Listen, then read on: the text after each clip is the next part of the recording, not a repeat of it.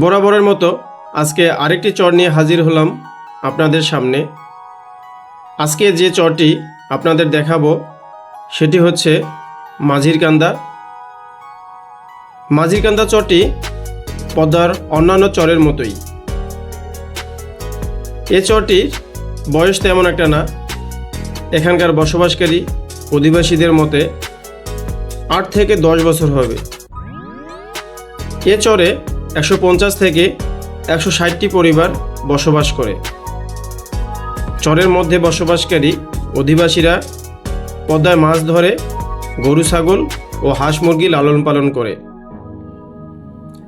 এছাড়াও বাড়ির আশেপাশে সবজির চাষাবাদও করা হয়। এখানকার মানুষের জীবন ব্যবস্থা অতটা সহজ নয়। প্রতিনিয়ত নদীর ভাঙ্গন তাদের ঘুম কেড়ে নেয়। প্রচুর আবাদি জমি থাকলেও কাজের লোকের অভাবে তেমন একটা জমি চাষাবাদ করা হয় না। তাই অনেক জমি অনাবাদি থেকে যায়। এ চরের জমিগুলোতে যে চাষাবাদ হয় তা হচ্ছে ডাল জাতীয় শস্য ও কিছু কিছু জমিতে সরিষা, ভুট্টা ও রবি শস্য চাষ করা হয়।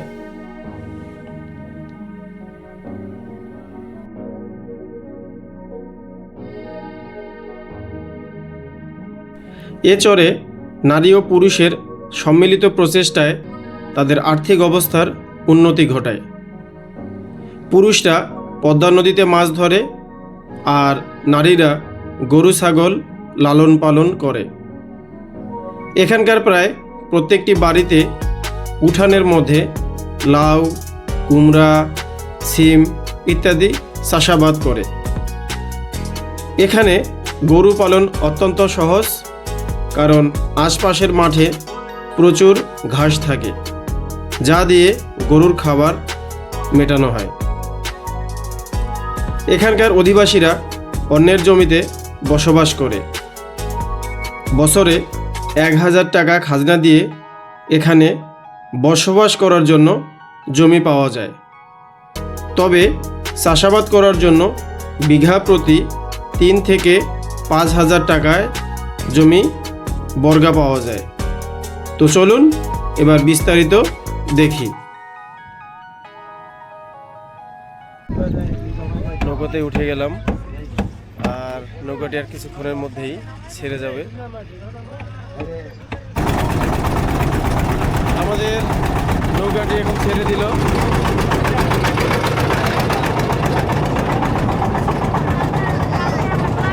এবার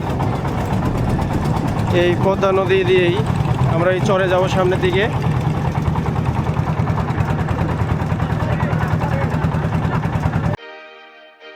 শীতের দিনে সকাল সকাল রওনা দিয়েছি। এখন বাজে সকাল 9টা। আজকে যাব পদ্মার আরেকটি চরে, নাম মাঝিরকান্দা। নামটি শুনে মনে হবে ওইখানে যারা বসবাস করে তারা সবাই মাঝি। ঠিক ধরেছেন, চরে যারা বসবাস করে তারা সবাই মাঝি, কারণ তাদের প্রত্যেকের একটি করে নৌকা আছে। আমি মেঘুলা ঘাটে আসলাম, আর এই ঘাটটি ঢাকা জেলার দোহার উপজেলায়। নৌকাতে আমার সঙ্গে আরও যাত্রী আছে, তারাও যাবে, তবে তাদের গন্তব্য ভিন্ন ভিন্ন। নৌকাতে ভাড়া নিল 20 টাকা। যেতে সময় লাগবে 20 থেকে 30 মিনিট। কথা না বাড়িয়ে এবার রওনা দেওয়া যাক এবং সেখানে গিয়ে দেখা যাক ওখানকার অধিবাসীদের জীবনযাপন কেমন। তো সেই পর্যন্ত আমার সঙ্গে থাকুন। আর আপনি যদি আমার চ্যানেলে নতুন হয়ে থাকেন তাহলে চ্যানেলটি সাবস্ক্রাইব করে নেবেন।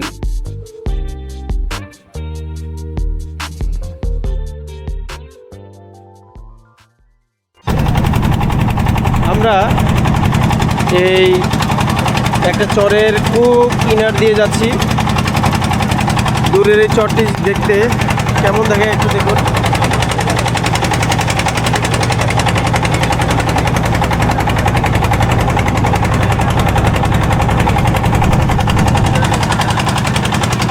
এই চরটি ক্রস করে আমরা এখন চলে যাচ্ছি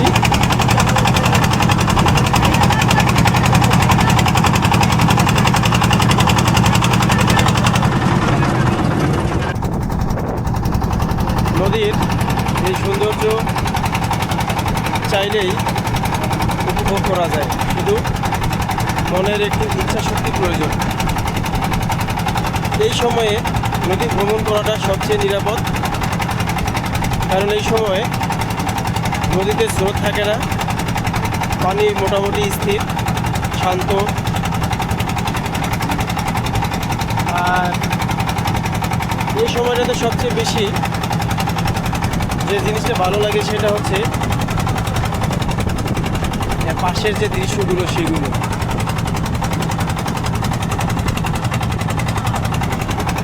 আমি যে নৌকাটিতে এখন যাচ্ছি চর দেখতে, এই নৌকাটিতে দেখুন দর্শনার্থী অর্থাৎ অনেক মানুষজনই এখানে, তারা সবাই যাবে আজকে চরে।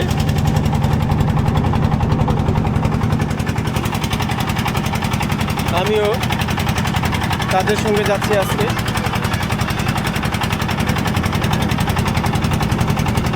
গত কয়েকদিন ধরে সূর্যের বেশ তীব্রতা ছিল, তবে এখন সূর্যের যে তাপ সেটা অনেকটা মিষ্টি মিষ্টি লাগতেছে, যার কারণে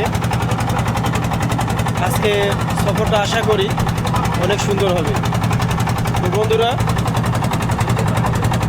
দেখতে থাকুন এবং আমার সঙ্গে থাকুন, এরকম আরও সুন্দর সুন্দর দৃশ্য দেখার জন্য। মাঝ আকাশে কিছু চিল এভাবে উঠতে থাকে এই শীতকালে।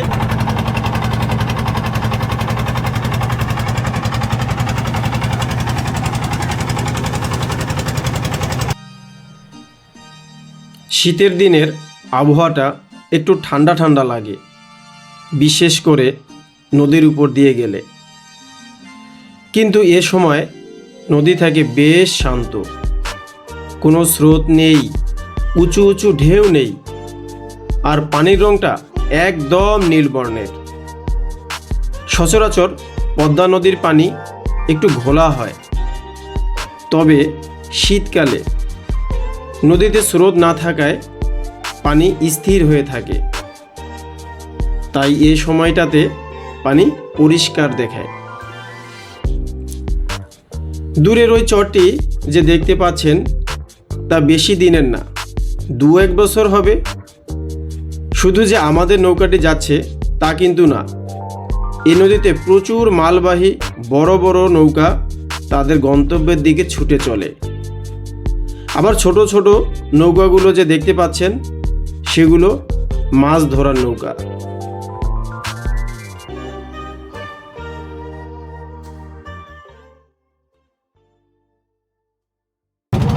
এই যে পদ্মা নদী শুধু নদী না, এটা অনেক মানুষের জীবন ও জীবিকার উৎস। এই পদ্মা নদীর সঙ্গে অনেক ইতিহাস, অনেক কষ্ট, অনেক সুখ দুঃখের কাহিনী নিয়েই রচিত হয়েছে অনেক নাটক, সিনেমা, সাহিত্য, সব কিছুই এই পদ্মা নদীকে নিয়েই হয়েছে। তো পদ্মা নদী শুধু যে কষ্টের তা কিন্তু না। আপনি দেখবেন এই নদীতে সারা বছর মাছ শিকার করে অনেক পরিবার তাদের জীবিকা বা জীবন ব্যবস্থা পরিপূর্ণ করে। আর এই নদীর যে প্রাকৃতিকভাবে যে বালু, এই বালু আবার অনেক বিল্ডিংয়ের জন্য ব্যবহার হয়। আর জেলে ভাইদের জন্য এই যে সাগর থেকে ইলিশ মাছ এই নদীতে আসে, সেই সাথে রিটা, তারপরে আইড়, চিংড়ি, যে প্রাকৃতিক যে মাছগুলো অর্থাৎ যে দেশি প্রজাতির যে মাছগুলো এখানে পাওয়া যায়, শুধু যে এই নদীর মানুষগুলো খেয়ে পরে বেঁচে থাকে বিষয়টা এরকম না। এই মাছের উপর নির্ভর করে এর আশেপাশের কয়েকটি জেলা, সেই সঙ্গে সারা বাংলাদেশ অবধি এই মাছগুলো চলে যায়। তো এই মাছের স্বাদ পাই নাই এমন ব্যক্তি খুঁজে পাওয়া যাবে না। শুধু বাংলাদেশে না, বাংলাদেশের বাইরেও অর্থাৎ ভারতে এ মাছ রপ্তানিও হয়। সেই সাথে আমরা পাই বিপুল পরিমাণ বৈদেশিক মুদ্রা। তাই তো আমি বলি যে পদ্মা নদী বাংলাদেশের জন্য কখনোই অভিশাপ না, বাংলাদেশের জন্য এটা আশীর্বাদ। কিন্তু এই নদীকে আমরা সংরক্ষণ করতে পারি না, যার কারণে এই নদী কোনো কোনো সময় হয়ে ওঠে মানুষের জন্য নিদারুণ কষ্টের।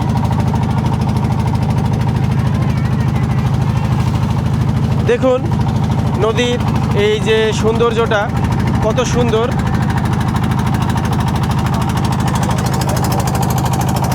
যে পূর্ব আকাশে সূর্য দেখা যাচ্ছে, সেই সাথে পানিতে সূর্যের আলো প্রতিফলিত হয়ে দূরের ওই নৌকাটি মাছ ধরায় ব্যস্ত। এগুলো দেখতে দেখতেই আমরা চলে আসলাম আমাদের যে গন্তব্য, ঠিক সেখানে। এই যে দেখুন দূরে যে ঘাটটি দেখা যাচ্ছে, সেখানে মানুষজন আবার অপেক্ষারত। এই নৌকাটি যাবে, আবার তাদেরকে নিয়ে চলে আসবে। আর এই পাশটা দেখুন, এই যে এই পাশটা অনেক দূর পর্যন্ত গেছে।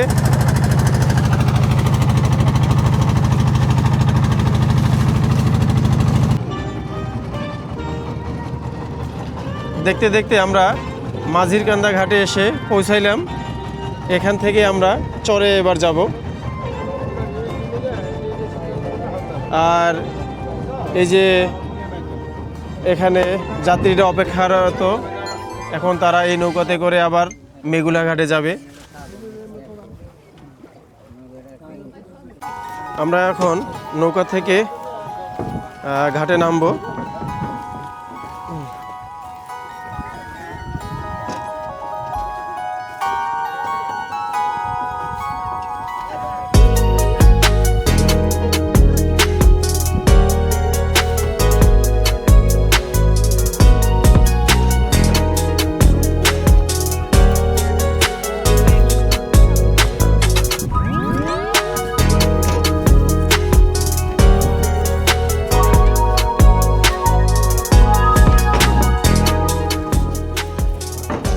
এই ঘাটের বর্তমান দৃশ্য হচ্ছে এটা।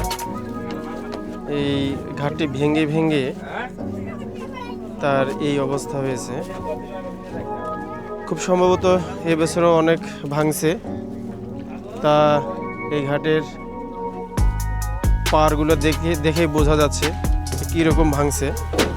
এই যে নিচটা দেখলেও বোঝা যায়।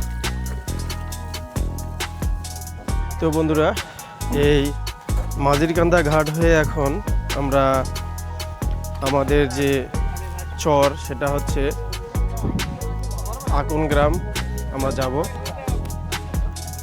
তো চলুন যাওয়া যাক। এই ঘাট হয়ে যাচ্ছি এখন। আর এই ঘাটটিতে দেখার মতো কিছু নাই, দোকানপাটও নাই দেখি। মানে দেখুন কিছু নাই দেখার মতো এখানে। সময় কাটারও মতো কিছু পাবেন না।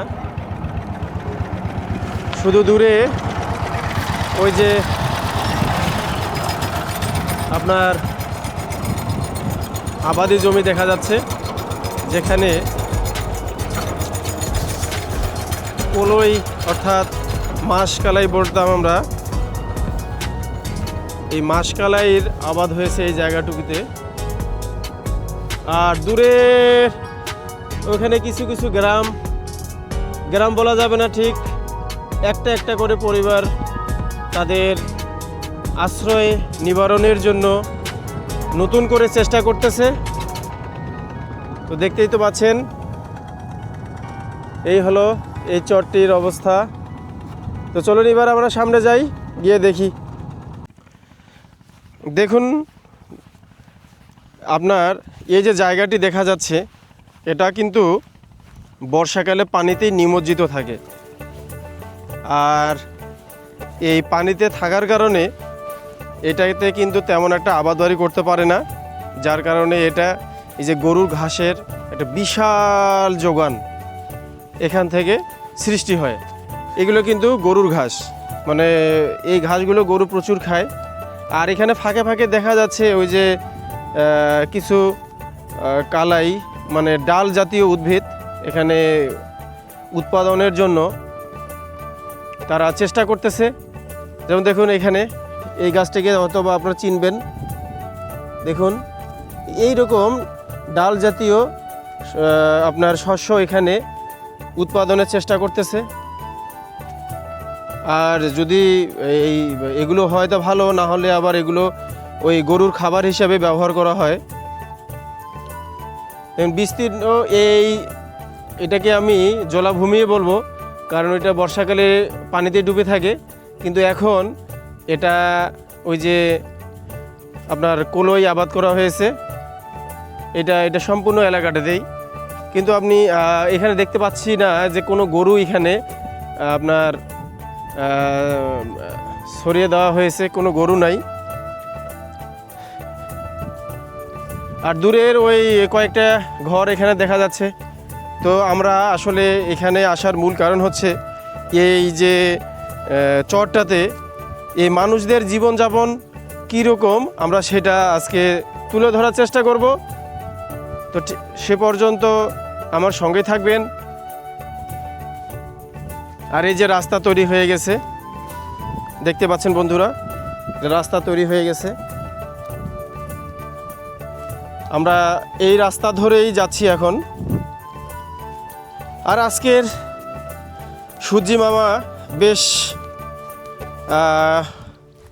যে সূর্যের যে তাপ সেটা গায়ে লাগতেছে না, কারণ একটু বলতে কি শীতকাল তো এখন শুরুই হয়ে গেছে।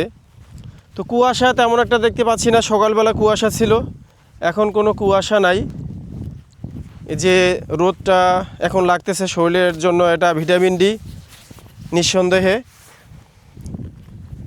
এরকম করে বিশেষ করে যেমন আমি চাকুরিজীবী, আমি শুক্র এবং শনিবার এভাবে বের হই। তো আমার এই চ্যানেলে যারা চাকুরিজীবী তারা আপনারা অবশ্যই বের হবেন। বিশেষ করে এই শীতকালে যদি আপনারা এরকম চরে বেরোতে যান, তাহলে আপনার যে উপকারটা হবে সেটা হচ্ছে যে 5 কিংবা 6 দিনের যে একটা ক্লান্তিহীন পরিশ্রম, সেটার মাধ্যমে শরীরের যে 12টা বেজে গেছে, এই সমস্ত জায়গায় যদি আপনি আসেন, উন্মুক্ত খোলা মাঠ, আকাশের উপরে সূর্য, তারপরে আপনার এই যে নির্মল বাতাস, সঙ্গে ফ্রেশ অক্সিজেন, এগুলো আপনার শরীরকে এই যে 6 দিনের যে বা 5 দিনের যে ক্ষতিটা করছেন শরীরের, এটা কিন্তু আমি মনে করি রিকভার করে ফেলবে শরীর। তাই এই সমস্ত জায়গায় অবশ্যই আপনারা ঘুরতে আসবেন, আপনাদের ভালো লাগবে। দেখুন এই যে জায়গাটি আপনি ভালোভাবে দেখুন, আপনারা এই সমস্ত জায়গাতেই কিন্তু কলই চাষ করা হয়েছে, এখানে অন্য কোনো চাষাবাদ হয়নি।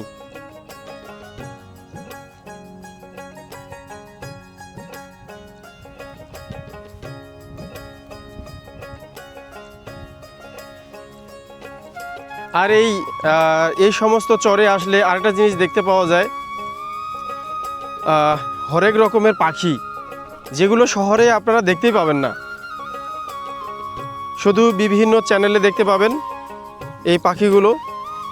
আর এই চরে আসলে সেই পাখিগুলোর ডাক এবং তার যে রূপ, সেগুলোরও আপনারা দেখতে পাবেন। এই যে সামনে একটা বাড়ি দেখতে পাইলাম, তো এখানে চিন্তা করতেছি যে এখানে যাব, এখানে মানুষজনের সঙ্গে একটু কথা বলবো, তারা এই চরে তাদের জীবনযাপন কিভাবে করতেছে, তাদের সুখ দুঃখ নিয়ে একটু কথা বলবো। তো ঠিক আছে বন্ধুরা, একটু অপেক্ষা করুন। প্রিয় দর্শক, ওই বাড়িতে যাওয়ার আগে একটা জিনিস আপনাদের দেখাই। গ্রামগঞ্জের মানুষ কোনো জমি তারা ফেলায় রাখে না, যার প্রমাণ আমি এখনই দিচ্ছি। এই যে জায়গাটি দেখতে পাচ্ছেন না, এই যে বসলাম, আপনি দেখুন এই ছোট্ট এই জায়গাটিতে তারা লাউয়ের গাছ লাগানো হয়েছে। তারা এই গাছ থেকে লাউ পাবে এবং লাউ শাক পাবে, এ দুটি তাদের কাজে লাগাবে। তারা খাবে এবং সেটা বাজারেও বিক্রি করবে। বাড়তি একটা অর্থনৈতিক যে চাপ সেটা থেকে মুক্তি পাবে। আরও একটু কাছে গেলে দেখুন এই সম্পূর্ণ জায়গাটিতে দেখুন এই যে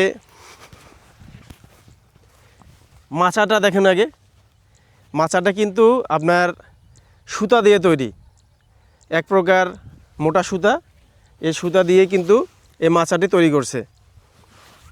তো এই যে এটা সম্ভবত একটা ভিটে ছিল, তো এখানেও ঘর নাই, তো এটাকে এখন তারা কাজে লাগাইছে। আরেকটা জিনিস দেখেন, এই যে দেখুন এখানেও কিন্তু এই যে লাউ গাছগুলো কত সুন্দর হয়েছে, কত সুন্দর হয়ে গেছে লাউ গাছগুলো। আমি একটু ভালো করে দেখাই আপনাদের। এই যে দেখুন, এই যে দেখুন, এটা হচ্ছে লাউ গাছ। আবার এখানে দেখুন এই যে কিভাবে তারা এত সুন্দর করে, এই যে এখানে গাছ, এখান থেকে তারা একটা মইয়ের মতো করে গাছগুলোকে তুলে দেওয়ার চেষ্টা করতেছে এই মাচায়। এরকম করে ওখানে আরেকটা সঙ্গে আবার নিচে দেখুন ওই যে পেঁয়াজের গাছ, তারা পেঁয়াজও এখানে লাগাইছে, সঙ্গে লাল শাক। আবার এই মাচাটা তো দেখতেই বেশ সুন্দর লাগতেছে। দেখুন এভাবেই কিন্তু এই গ্রামগঞ্জের আবাদ বাড়ি হয়। এগুলো কিন্তু বাণিজ্যিকভাবে তৈরি করা হয় না, নিজেরাই খাবে, সেই সঙ্গে অতিরিক্ত কিছু জিনিসপত্র তারা বাজারে বিক্রি করবে এবং এর থেকে কিছুটা ইন্টারেস্ট তারা পাবে।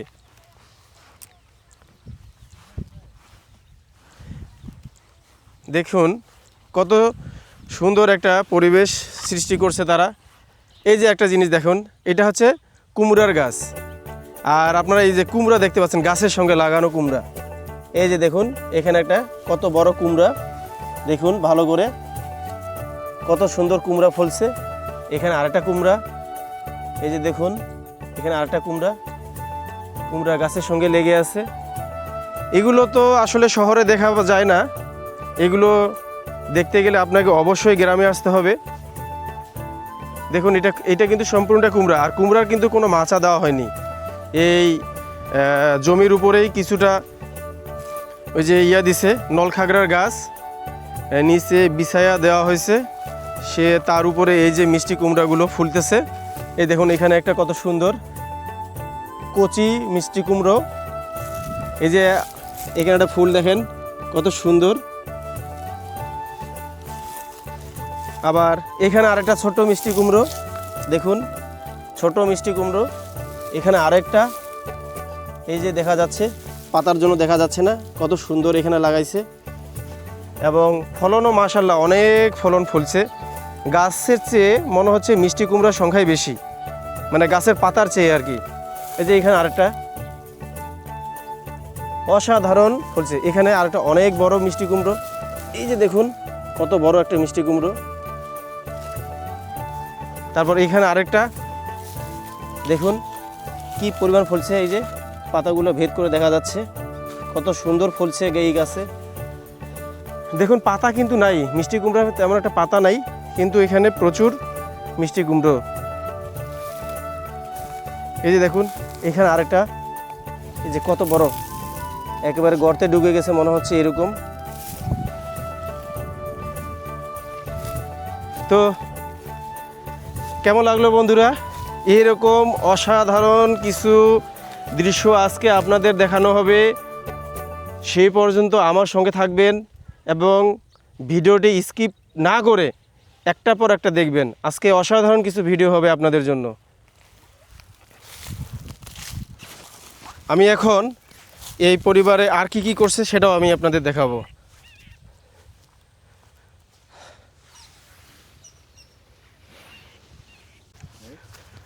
হ্যাঁ প্রিয় দর্শক, এখন আমরা এই চরের মধ্যে ছোট্ট একটা বাড়ি, কয়েকটা ঘর নিয়ে, এই বাড়িতে কয়েকটা ঘর আছে। প্রিয় দর্শক, আমরা এখন এই চরের মধ্যে একটা বাড়িতে যাব।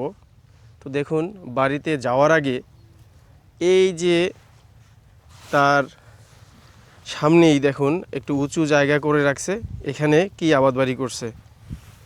এই দেখুন এগুলো কিন্তু পেঁয়াজ গাছ, পেঁয়াজ গাছ, এর ফাঁকে লাগাইছে ধনিয়া পাতা।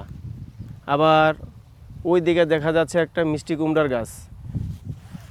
মানে এনারা কোনো জমি কিন্তু এভাবে খালি রাখে না।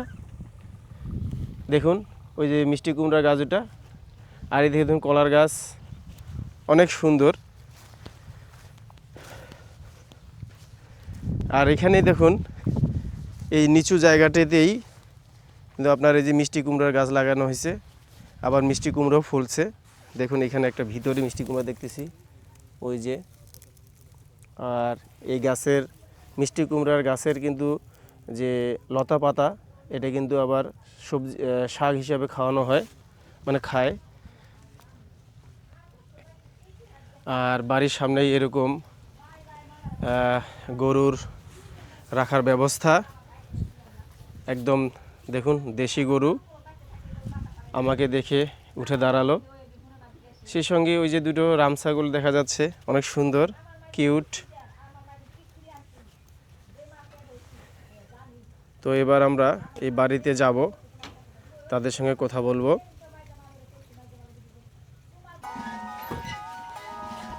আমরা এখন এখানে দুইটা বাড়ি পড়ে, আমরা পিছনের বাড়িটাতে যাব।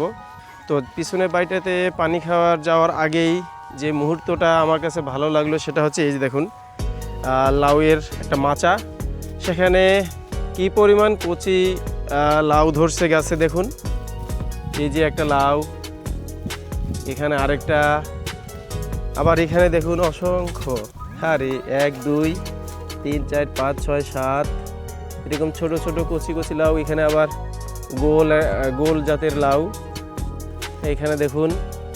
আর এই মাচাটা কিন্তু হচ্ছে ওই যে সুতার চতুর্দিকে বাঁশের খুঁটি, সেই সঙ্গে মাঝখানে হচ্ছে আপনার সুতা দিয়ে।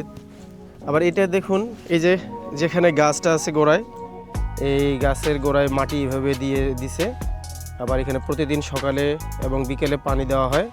এইখানে 3টার মতো গাছ আছে, এই গাছ দিয়েই এইগুলো। আর এই যে বাড়ি ঘর, চরের বাড়ি অনেকটা মনে করেন যে 1 বছর 2 বছর পরেই পরিবর্তন করতে হয়, তাই সুন্দর করে সাজাতে পারে না। হ্যাঁ হ্যাঁ হ্যাঁ, ওই যে খালা বললো, খালা এই যে এখানে একটা মরিচ গাছ লাগানো হয়েছে। এই দেখুন এটা কিন্তু আমরা গ্রাম্য ভাষায় এটা বলে হচ্ছে ধারি, মানে ঘরের ধারি, এই ধারিতেই কিন্তু মরিচ গাছ লাগাইছে। কি পরিমাণ মরিচ ফুলছে আপনারা দেখুন। দেখুন এখানে অসাধারণ মরিচ গাছ, মরিচও ফুলছে।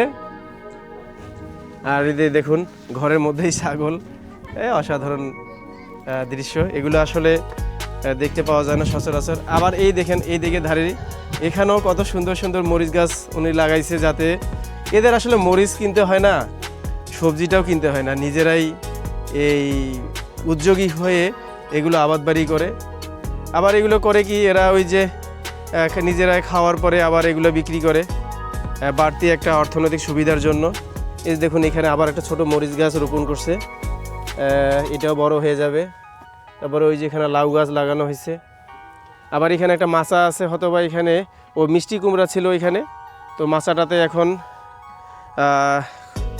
কোনো কিছু নাই, আবার মাচায় গাছ তুলে দিবে। এই জন্য ওই যে ওই দিকে দেখা যাচ্ছে লাউ গাছ, এই মাচায় তুলে দিবে, সেই লাউ গাছ এখন বড় হচ্ছে। আবার এখানে রোপণ করা হয়েছে, এইখানে লাগানো হয়েছে। আবার এখানে দেখেন আরও কিছু মরিচ গাছ, অসাধারণ না? এটা এই ঘরটা খুব সম্ভবত হচ্ছে গোয়াল ঘর। এই গোয়াল ঘরের এই ধারিতেই, ঘরের এই ধারিতে দেখেন কত মরিচ ফুলছে। এখানে 3টা গাছ, ওইদিকে 3টা 6টা গাছ, এইভাবে মরিচ গাছ এখানে মরিচ ধরছে। আবার এখানে এই যে লাউ গাছ 2টা গাছ, এখানে এই কি সুন্দর হয়ে উঠছে। দেখুন দেখুন এই যে এখানে আবার লাউও ধরছে। দেখুন গোল প্রজাতির লাউ এখানে। আর এই মাচাটা দেখুন কত বড় মাচা দিয়েছে। আবার এখানে একটা জিনিস দেখুন, এই যে এই জায়গাটাতে ওরা মাটি তৈরি করছে যাতে এখানে শাক পাতা লাগানো যায়। আর এই যে দুটো ছোট ছোট কিউট বাচ্চা, অনেক ভালো। আমরা তোমাদের চকলেট খাওয়াবো এখন। আচ্ছা, এখানে পিছন পাশটাতে দেখুন, মানে আপনি এই যে দেখুন এই জায়গায় দুটো বেগুন গাছ, মানে কোনো জায়গা ফাঁকা নাই, প্রত্যেকটা জায়গাতেই তারা চাষাবাদ করে। এই তোমার নাম কি? তো বন্ধুরা দেখতেই পাইলেন যে আপনার এই গ্রামগঞ্জে এই জিনিসগুলো আপনারা দেখতে পাবেন খুব সহজেই। বাড়ির উঠানে, বাড়ির পাশে, তারপরে ঘরের যে ধারি বলি আমরা, ওই ধারিতে আপনার মরিচ গাছ, লাউ গাছ, কুমড়া গাছ এগুলো লাগানো হয়।